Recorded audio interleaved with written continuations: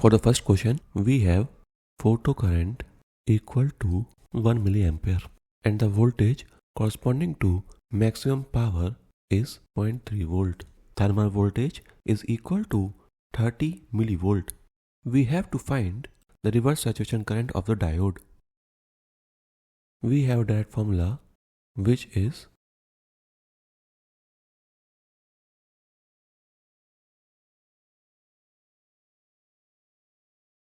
now rearranging this equation, we will have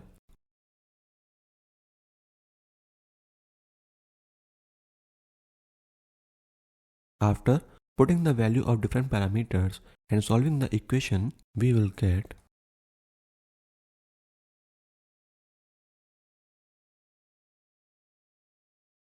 reverse saturation current to be equal to approximately 4.127 nanoampere. We have the equation xn into nd equal to xp into na. From this equation we can write, by putting the value of na and nd, we will get, this simply means that if the length of depletion width in the n-type region is 1 centimeter, then the depletion width in the p-type region will be 2 centimeter. Now we will check if it is possible for the n-type region to be completely depleted of charge carrier.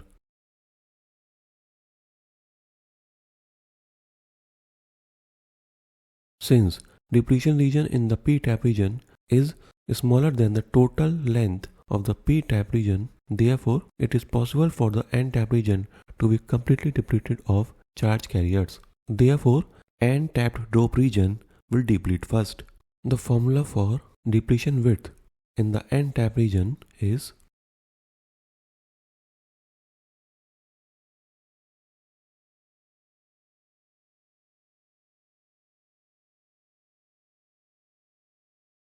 after putting the value of different parameters and solving the equation, reverse bias voltage comes out to be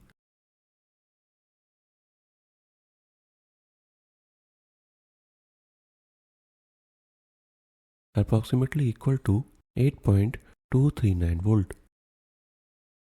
There is another way to solve this equation.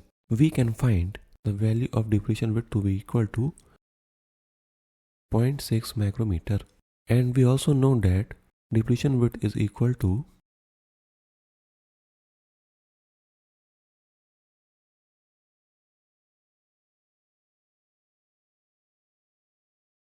by putting the value of different parameters in this equation, we can find the value of reverse bias voltage. This is the another way by which we can find the value of reverse bias voltage.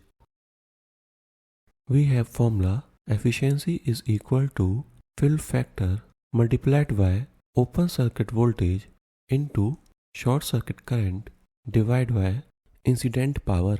By putting the value of different parameters and solving the equation, we can find the value of short circuit current, which will come out to be equal to. We also have formula for optical generation rate, which is equal to short circuit current divided by magnitude of charge multiplied by area of cross section multiplied by thickness. Putting the values and after solving the equation, we will find the approximate value of optical generation rate to be equal to 0.837 into 10 raised to the power 19 per centimeter cube per second. This is our final answer. The maximum recombination rate is given by the formula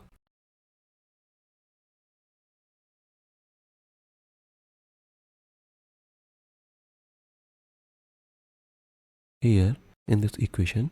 Ni represents intrinsic carrier concentration. Vth is thermal velocity of carriers. Sigma naught is capture cross-sectional area. V is applied voltage and Vt is thermal voltage and Nt is probability density of energy states Et, which are present between EC and EV. Now you can see clearly that The maximum recombination rate is directly proportional to thermal velocity of the carriers. Therefore, the first option is true. It is also proportional to intrinsic carrier density. Therefore, the fourth option is also true, and it is exponential to the applied voltage. So, the second option is also correct. Maximum recombination rate occurs at the center of the depletion region, not at the edges of the depletion layer. Therefore, the third option is false. I have not taught anything about this concept, and also it will be hard for you to find any material regarding this topic in standard textbooks. This question is a fine example of out of a box question.